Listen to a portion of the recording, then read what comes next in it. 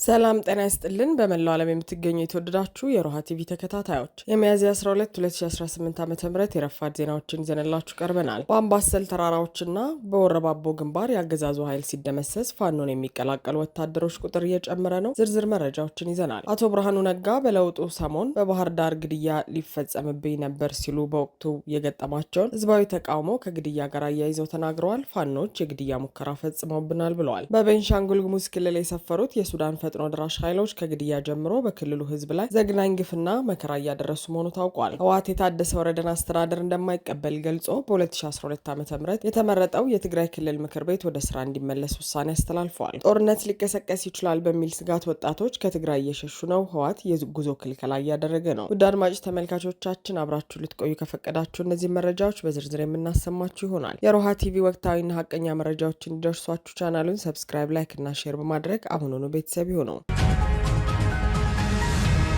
በአምባሰል ተራራዎችና በወረባቦ ግንባር የአገዛዙ ኃይል ሲደመሰስ ፋኖን የሚቀላቀሉ ወታደሮች ቁጥር እየጨመረ ነው። በአምባሰል ተራራዎችና በወረባቦ ግንባር የሚኒሊክ እዝ አሃዶች ከብልጽግናው አገዛዝ ሰራዊትና ተላላኪ ካድሬዎች ጋር ባደረጉት ብርቱ ተጋድሎ በጠላት ላይ ከፍተኛ ሰብአዊ ኪሳራ በማድረስ አንጸባራቂ ድል ማስመዝገባቸውን የአፋብን ወሎ ቤተ አማራ ሚኒሊክ እዝ 104ኛ ኮር የህዝብ ግንኙነት ክፍል አስታውቋል። ትናንት ሚያዝያ 11 2018 ዓ.ም ንጋት 12 ሰዓት ጀምሮ እስከ ቀኑ 9 ሰዓት ድረስ በአምባሰል ወረዳ አበት ሰንሰለታማ ተራራዎች ላይ በተደረገው መጠነ ሰፊ አውደ ውጊያ የሚኒሊክ እዝ 101ኛ ኮር የ35ኛ ክፍለ ጦር እና የ104ኛ ኮር የ24ኛ ክፍለ ጦር በጥምረት ባከናወኑት ኦፕሬሽን በውል ቁጥሩ ያልታወቀ ያገዛዙ ሰራዊት እርምጃ ተወስዶበታል። የእዙ አሃዶች በወሰዱት የተቀናጀ የማጥቃት እርምጃ ስትራቴጂካዊ በሆኑት የአበት ተራራዎች ላይ መሸገው የጠላት ኃይል መፈራረሱ ተገልጿል። የእዙ አሃዶች በወሰዱት የተቀናጀ የማጥቃት እርምጃ ስትራቴጂካዊ በሆኑት የአበት ተራራዎች ላይ መሸገው የጠላት ኃይል መፈራረሱ ተገልጿል። በተመሳሳይ መልኩ በወረባቦ ወረዳ በኤጀርሳ ሎሌና ግርድና ግንባር የ101ኛ ኮር 35ኛ ክፍለ ጦር 3ኛ ሻለቃ ባካሄደው ሌላ ወደ ውጊያ የአገዛዙ ምንጣፍ ጎታች የሆነው የብአዴን ሚሊሻ በሽርጥ ለባሾቹ የፋኖ ኮማንዶዎች አይቀጡ ቅጣት ተቀጥቷል። በዚህ ግንባር ከአንድ ቲም በላይ የጠላት ኃይል ሲደመሰስ ከ8 በላይ የሚሆኑት ደግሞ ቆስለዋል። ጠላት የቆሰሉ ወታደሮቹን በአምቡላንስ ሰብስቦ ወደ ሀይቅ ከተማ መውሰዱን የዓይን እማኞች አረጋግጠዋል። በሌላ በኩል የአገዛዙ የጸጥታ ኃይል አባላት ትጥቃቸውን ይዘው ፋኖን መቀላቀላቸውን ቀጥለዋል። የብልጽግና አገዛዝ የግፍ ዕድሜ ለማራዘም የሚደረገውን ጥሪ ወደ ጎን በመተው የአገዛዙ የጸጥታ ኃይል አባላት የህዝባቸውን የህልውና ጥሪ ተቀብለው ፋኖን በሰላም መቀላቀላቸውን መቀጠላቸው ታውቋል። የአማራ ፋኖ ብሔራዊ ንቅናቄ ሸዋ ጠቅላይ ግዛት አሳምነው እዝ መሐመድ ቢሆነኝ ኮር እንደገለጸው በልዩ አምባ ከተማና በሸዋሮቢት አካባቢ የነበሩ የአገዛዙ ታጣቂዎች ትጥቃቸውን ይዘው የፋኖን መዋቅር ተቀላቅለዋል። በልዩ አምባ ከተማ ሲንቀሳቀስ ከነበረው የአገዛዙ ኃይል ውስጥ የ29ኛ ሻለቃ 2ኛ ሻምበል የጋንታ 1 የቲም 3 ዋና አዛዥ የነበረው ጌትነት ጨቅሌና ከዚሁ ሻለቃ 1ኛ ሻምበል የአድማ ብተና አባል ዘመኑ ሙላቱ የነፍስ ወከፍ መሳሪያዎችን ከነሙሉ ትጥቃቸው ይዘው እቴጌ ጣይቱ ክፍለ ጦርን በሰላም ተቀላቅለዋል። እነዚህ የቀድሞ ያገዛዙ አባላት የአማራ ህዝብ ትግል የህልውና ጉዳይ መሆኑ ገብቶናል፣ ከህዝባችን ጎን ለመቆም ወስነናል የሚል ቁርጠኛ መልእክት አስተላልፈዋል። በተመሳሳይ መልኩ ከሸዋሮቢት ከተማ አስተዳደር መሐመድ መብሬ ይመር የተባለ የሚሊሻ አባል በአገዛዙ በአስገዳጅ ሁኔታ ወደ ግዳጅ ቢሰማራም የተሰጠውን መሳሪያ ይዞ የደጃዝማች ተሰማ እርገጤ ክፍለ ጦርን በሰላም ተቀላቅሏል። ወደ ፋኖ የተቀላቀሉት አባላት ለተደረገላቸው ወንድማዊ አቀባበል ምስጋና ያቀረቡ ሲሆን አሁንም በአገዛዙ መዋቅር ውስጥ የሚገኙ የሚሊሻና የአድማ ብተና ጓዶቻቸው ወቅቱን ተረድተውና የወገን ጥሪን ሰምተው ከህዝባቸው ጎን እንዲቆሙ ጥሪ አቅርበዋል። አሳምነው እዝ ህልውናችን በተባበረ ክንዳችን ሲል የትግሉን ጽናት የገለጸ ሲሆን ለትግሉ ሰማዕታትም የላቀ ክብር ሰጥቷል። ይህ በእንዲህ እንዳለ የአርበኛ ማንዴላ እያዩ ወይም አባደርምስ መስዋዕትነት በአፋብን ጎንደር ጠቅላይ ግዛት በላይ እዝ መይሳው ካሳ ኮርና በስሩ ባሉ ክፍለ ጦሮች እንዲሁም በጓዶቹና በቤተሰቦቹ በጋራ ታስቦ ውሏል። አርበኛ ማንዴላ እያዩ ወይም አባደርምስ በመዋጋትና በማዋጋት በማንቃትና ማደራጀት አያሌ ስኬታማ ተግባራትን በጀግንነት ፈጽሞ የሻረውን ምሽግ ሰብሮ የተሰዋው አባደርምስ መስዋዕትነቱ በክብር ተዘክሯል ሲል እዙ ገልጿል። አቶ ብርሃኑ ነጋ በለውጡ ሰሞን በባህር ዳር ግድያ ሊፈጸምብኝ ነበር ሲሉ በወቅቱ የገጠማቸውን ህዝባዊ ተቃውሞ ከግድያ ጋር አያያዙ። ከሰሞኑ ወቸ ጉድ ከተሰኘ ፖድካስት ጋር ስለራሳቸው የባጤ ቆጡን ያወሩት የብልጽግና ሹም ብርሃኑ ነጋ አረቄ አብዝተው እንደሚወዱ የተናገሩበት ክፍል ማንነታቸውን አጉልቶ እንደገለጸው አስተያየታቸውን የሰጡ ሰዎች ይመሰክራሉ። ስልጣን ለማግኘት ዘመናትን ሲጥሩና የደሃን ልጅ ሲያስጨርሱ የነበሩት ብርሃኑ አሁን አብይ ስልጣን ሰጥቶኛል፣ ከዚህ ቀደም ስልጣን አይቼ አላውቅም ነበር ሲሉም ተሰምተዋል። ደሞዛቸው ደሞዛቸው 15000 ብር መሆኑን አንስተውም ዝርፊያውንና ጥቅሙን ረስተው እንደማንኛውም ኢትዮጵያዊ ደሞዝ ያንሰኛል ለማለት ሞክረዋል። ብርሃኑ በዚህ ቃለ መጠይቅ ብዙ እንቶ ፈንቶዎችን ያወሩ ሲሆን ስለ በረከት ስምኦን ያወሩት ደግሞ ከሁሉም ይለያል። የድሃን ልጅ በአዲስ አበባ ጎዳናዎች ጎራ ለይተው ሲያጫርሱ የነበሩት ብርሃኑ በወቅቱ ከኢህአዴጉ ሰው በረከት ስምኦን ጋር አረቄ ይጠጡ እንደነበር ተናግረዋል። አቶ በረከት በአንድ ወቅት ባደረጉት ቃለ መጠይቅ ደግሞ ብርሃኑ ሰነፍና የማይረባ ሰው ነው፣ የቅንጅት መግለጫ ከመውጣቱ በፊት ኤዲት አድርግ ብሎ ያሾልክልኝ ነበር በማለትም ከሃዲነቱን አጋልጠዋል። ሆኖም ብርሃኑ ነጋ በዚህ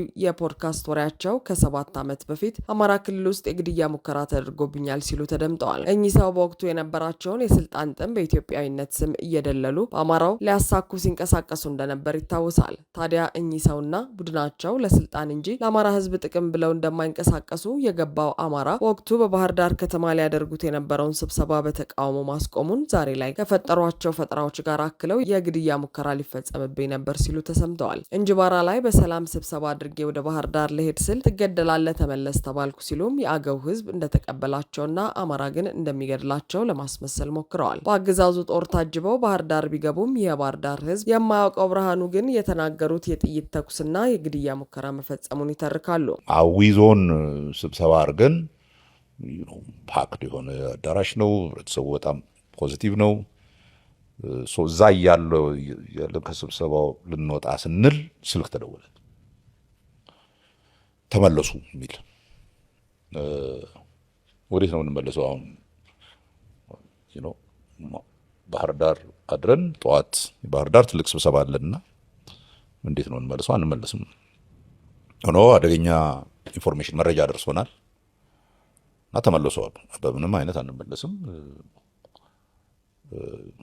ነው። አምቡሽ አዘጋጅተዋል መንገድ ላይ ሊመቷችሁ እና ተመለሱ አሉ። ነው አምቡሽ ከተዘጋጀ ታውቃላችሁ ማለት ነው። አስቁሙ እሱንና እኛ እንሂድ ምናምናል። በኋላ ምንም ምርጫ ሲያጡ ከዛ ከፌዴራል ፖሊስም ከባህር ዳር ምናምን መጣና አጅበውን እንትኑን አለፍን። ባህር ዳር ገባን። ባህር ዳር ማታ ድባ አንበሳ ነበር ያረፍነው። ሌሊቱን የታጠቁ ሰዎች አሁን ፋኖ የሆኑት ናቸው ብዙዎቹ እና ካልገደልን እያሉ ይጮሁ ነበር አሉ። እኔ ግን ተኝቼ ነበር። ምንም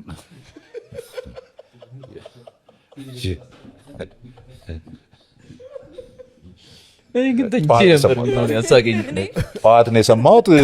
በነጋታው ደግሞ እዛ ስብሰባ ቦታ ላይ ሄደውም ተኮሱ ምናምን፣ ግን አልሄድንም። ከዛ ጀነራል ተፈራ ያኔ እዛ የሚሊሻ ኃላፊ ነው ምናምን ነበር። እሱ መጥቶ ከሆቴል ቀጥታ ተመልሶ ስብሰባው እንዳንገባ አድርጎ ወሰደ። ብርሃኑ ነጋ በእርግጥ በባህር ዳር የግድያ ሙከራ ተፈጽሞባቸው ነበር ወይ ለሚለው ጥያቄ መልሱ ሐሰት ነው የሚል ቢሆንም በወቅቱ ብርሃኑን የተቃወሙ የአማራ ወጣቶች ግን ቀድሞ የነቁ መሆናቸውን ዛሬ ላይ ታይተዋል። በኢትዮጵያዊነት ስም የሚነግዱት ብርሃኑ ነጋ አሁን ላይ በዘረኝነት ጥግ ያበደው ኦህዴድ የሰጣቸውን ዳረጎት ስልጣን ይዘው ተቀምጠዋል። የብሔር ፖለቲካ ሳይጠፋና ይባሱንም በባሰበት ወቅት ብርሃኑ ነጋ የአብይን ስልጣን ተቀብለው ያውም ዋነኛ ደጋፊ ሆነው ከቀጠሉ ጉዳያቸው ኢትዮጵያዊነት ሳይሆን ስልጣን እንደነበር ሀቅ ነው። በመሆኑም ዛሬ ላይ ፋኖ ሆነዋል ያሏቸው ወጣቶች በወቅቱ ብርሃኑን መቃወማቸው ትክክል ቢሆንም ዛሬ በፋኖ ትግል ላይ ያሉትን ሰዎች አንዱን የወቅቱ ገዳያቸው ሌላኛውን ደግሞ አዳኛቸው አድርገዋል። በቤንሻንጉል ጉሙዝ ክልል የሰፈሩት የሱዳን ፈጥኖ ድራሽ ኃይሎች ከግድያ ጀምሮ በክልሉ ሕዝብ ላይ ዘግናኝ ግፍና መከራ እያደረሱ መሆኑ ታወቀ። በሱዳን ደም አፋሳሽ ጦርነት እያካሄደ ያለው የሄሜቲው ፈጥኖ ድራሽ ኃይል በብልጽግና አገዛዝ መልካም ፍቃድ በቤንሻንጉል ጉሙዝ ክልል ሰፍሮ የዜጎችን ሕይወት ሲኦል እያደረገው ይገኛል። ታጣቂዎቹ ንጹሐንን ከመግደልና ልጃገረዶችን ከመድፈር ጀምሮ በየሆቴሉ ገብተው ያሻቸውን ተጠቅመው ያለ ሂሳብ ክፍያ እንደሚወጡና ንብረት እንደሚዘርፉ ተገልጿል። ከዚህ ጋር ተያይዞ መረብ ሚዲያ ምንጮቹን ዋቢ አድርጎ እንደዘገበው ሀብት ንብረቱ የተዘረፈበት አንድ የቤንሻንጉል ተወላጅ ንብረቱን ለማስመለስ ባደረገው ግብግብ አንድ የፈጥኖ ደራሽ ኃይል አባል በመግደሉ ታጣቂዎቹ በወሰዱት አሰቃቂ ያጸፋ እርምጃ በርካታ ንጹሃን የክልሉ ተወላጆችን መግደላቸው ታውቋል። የፈጥኖ ደራሽ ኃይሉ አመራሮችም በግልጽ አንድ አባላችን ከሚሞት 10 የክልሉ ነዋሪዎች ቢገደሉ ይሻላል የሚል ትዕቢትና ጥላቻ የተሞላበት ንግግር ሲናገሩ ተሰምተዋል። የቤንሻንጉል ጉሙዝ ክልል ካድሬዎች ለገዛ ህዝባቸው ካላቸው ንቀትና ለባዕዳን ከማጎብደዳቸው የተነሳ ባለፈው ሳምንት በቁሽ ኡማጋኒ አካባቢ በዘረፋ እንደተሰማሩ በአካባቢው ነዋሪዎች ቁጥጥር ስር ውለው የነበሩ የአርኤስኤፍ ታጣቂዎችን በአስቸኳይ እንዲለቀቁ አድርገዋል ነው ያሉት የዓይን እማኞች። በአሁኑ ወቅት በክልሉ ውስጥ ያለው የመልካም አስተዳደር እጦትና ሙስና ሳያንስ የብልጽግና አገዛዝ የሀገርን ሉዓላዊነት አሳልፎ በመስጠት የውጭ ታጣቂዎች በክልሉ ህዝብ ላይ ግፍና መከራ እንዲፈጽሙ በይፋ ፈቅዷል። ይህ ድርጊት የብልጽግና አገዛዝ ለዜጎቹ ደህንነትና ለሀገር ክብር ያለውን ጥላቻና ንቀት እንዲሁም የተላላኪነት ጥጉን በግልጽ የሚያሳይ ነው ሲሉ ስለ ጉዳዩ ያብራሩ የክልሉ ነዋሪዎች ገልጸዋል። ህወሓት የታደሰ ወረደን አስተዳደር እንደማይቀበል ገልጾ በ2012 ዓ.ም የተመረጠው የትግራይ ክልል ምክር ቤት ወደ ስራ እንዲመለስ ውሳኔ አስተላለፈ። ህዝባዊ ወያነ ሓርነት ትግራይ በትግራይ ክልል ከ6 ዓመት በፊት በተካሄደው ምርጫ የተመረጠው የክልሉ ምክር ቤት ወደ ስራ እንዲመለስ ውሳኔ አስተላልፈዋል። ፓርቲው የትግራይ መንግስት አስፈጻሚ አካል ሁሉንም አቅሞች ያካተተና አቃፊ ሆኖ እንዲቋቋም ወስኗል። ህወሓት ውሳኔዎችን ያስተላለፈው የፓርቲው ማዕከላዊ ኮሚቴ በዚህ ሳምንት አጋማሽ ባደረገው መደበኛ ስብሰባ ነው። ካለፈው ረቡዕ ሚያዝያ 7 2018 ጀምሮ ለሁለት ቀናት የተካሄደው የማዕከላዊ ኮሚቴ ስብሰባ በፕሪቶሪያ ስምምነት አፈጻጸም ላይ እንዲሁም በወቅታዊ ሁኔታዎች ላይ በጥልቀትና በስፋት መወያየቱን ፓርቲው ትናንት ምሽት ባወጣው መግለጫ አስታውቋል። ይህ የህወሓት ማዕከላዊ ኮሚቴ ስብሰባ የተካሄደው በፕሪቶሪያ ስምምነት መሰረት የተቋቋመው የትግራይ ክልል ጊዜያዊ አስተዳደር ፕሬዝዳንት የስልጣን ዘመን በድጋሚ ከተራዘመ ከአንድ ሳምንት በኋላ ነው። አብይ አህመድ የጊዜያዊ አስተዳደሩን ላለፈው 1 ዓመት ሲመሩ የቆዩትን ጀነራል ታደሰ ወረደን የስልጣን ዘመን ማራዘማቸውን ተከትሎ ህወሓት በመግለጫው መቃወሙ ይታወሳል። ህወሓት በዛሬው መግለጫው የብልጽግና መንግስት ከፕሪቶሪያ ስምምነት በፊት የወጣን ህግ በመጥቀስ የትግራይ ጊዜያዊ አስተዳደርን የቆይታ ጊዜ ከፓርቲው እውቅናና ተሳትፎ ውጪ በነጠላ ውሳኔ ማራዘሙን በይፋ ገልጿል ሲል ወንጅሏል። በዚህም መሰረት የፓርቲው ማዕከላዊ ኮሚቴ ስለ ሰላም ተብሎ ተጎትቶ ቆይቷል ያለውን የትግራይ ክልል ምክር ቤት ስራ ቀድሞ ወደነበረበት እንዲመለስ መወሰኑን አስታውቋል። የትግራይ ክልል ምክር ቤት የክልሉ ህዝብ የሉዓላዊ ስልጣንና ወሳኝነት መገለጫ መሆኑን የጠቀሰው ህወሓት ወደ 2.8 ሚሊዮን የሚጠጋ ህዝብ የመረጠው መሆኑንም አጽንኦት ሰጥቷል። የህወሓት ማዕከላዊ ኮሚቴ በመግለጫው የትግራይ ህዝብ በመረጠው መንግስት የመተዳደር መብቱ ለረጅም ጊዜ የታገለለት ውድ ዋጋ የከፈለለትና የሉዓላዊ የስልጣን ባለቤትነቱን የሚያረጋግጥበት እንደሆነ ገልጿል። ፓርቲው በዚህ መግለጫው የትግራይ መንግስት አስፈጻሚ አካል ሁሉንም አቅሞች ያካተተና አቃፊ ሆኖ እንዲቋቋም ውሳኔ ማሳለፉንም አስታውቋል። ጦርነት ሊቀሰቀስ ይችላል በሚል ስጋት ወጣቶች ከትግራይ እየሸሹ ነው። ህወሓት የጉዞ ክልከላ እያደረገ ነው። በትግራይ ጦርነት ሊቀሰቀስ ይችላል የሚል ስጋት ያደረባቸው በርካታ ወጣቶች ወደ አዲስ አበባና ጎረቤት ሀገራት መሸሻቸውንና ይህን ሽሽት ለመቀልበስ በትግራይ የጉዞ እገዳ እየተደረገባቸው መሆኑ ተሰምቷል። የትግራይ ወጣቶች በተከታታይ ወደ መሀል ሀገር መሸሽ በመቀጠላቸው ህገወጥ ስደተኞች ናቸው በሚል የእንቅስቃሴ ገደብ እያጋጠማቸው ነው ተብሏል። በየቀኑ ከክልሉ የሚወጡ ወጣቶች ቁጥር ከጊዜ ወደ ጊዜ እየጨመረ መሆኑ ያሳስባቸው የትግራይ ኃይሎች በተለያዩ ስልቶች ሽሽቱን ለመቀልበስ ጫና እየፈጠሩ መሆኑን ለጉዳዩ ቅርበት ካላቸው ምንጮች ሰምቻለሁ ስትል ዋዜማ ራዲዮ ዘግባለች። በትግራይ ክልል ከቅርብ ጊዜ ወዲህ በአመዛኙ ወጣቶች የሚበዙባቸው የትራንስፖርት ተሽከርካሪዎች እንዳይንቀሳቀሱ እስከ መከልከል የደረሰ ገደብ እያጋጠመ ነው። በተለይ የጉዞ መስመራቸውን ወደ አማራና አፋር ክልሎች በኩል የሆኑ ተሽከርካሪዎች ወጣቶችን በብዛት ጭነው የትግራይ ኃይሎች ኬላዎችን አልፎ መሄድ እንደማይፈቀድላቸው በድብቅ ተጉዘው አዲስ አበባ ከደረሱና ከዚህ ቀደም ከመንገድ ተይዘው ተመለሱ ወጣቶች ተሰምተዋል። ከተሳፋሪዎች መካከል በርከት ያሉ ወጣቶችን የጫኑ ተሽከርካሪዎች የኬላ ፍተሻ ጣቢያዎች ላይ ለሚገኙ የትግራይ ኃይሎች ገንዘብ ተከፍሎ ካልሆነ ማለፍ ፈታኝ መሆኑን ወጣቶች ነግረውናል። በዚህም ከተለመደ የትራንስፖርት አገልግሎት የተለየ ሁኔታ ወጣቶችን በድብቅ በእግር የፍተሻ ጣቢያዎች ለማሳለፍ እንደሚገደዱ አንድ ዋዜማ ያነጋገረችው አሽከርካሪ ጠቁመዋል። ቀደም ሲል ወጣቶች ከትግራይ እንዳይወጡ